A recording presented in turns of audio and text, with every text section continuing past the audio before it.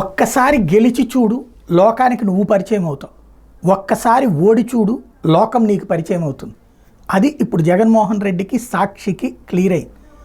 ఒకప్పుడు ఓటమి, ఆ సందర్భంలో లోకాన్ని పరిచయం చేసుకున్నారు. లోకం మొత్తం తిరిగారు జగన్మోహన్ రెడ్డి.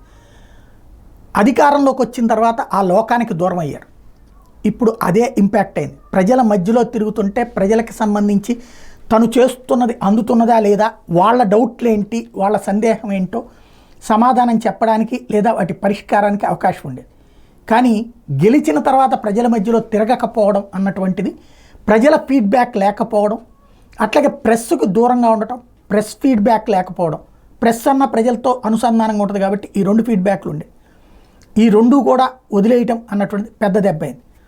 అయితే ఇప్పుడు సాక్షి ఏం రాస్తుందంటే, అంతు చిక్కని ఫలితం.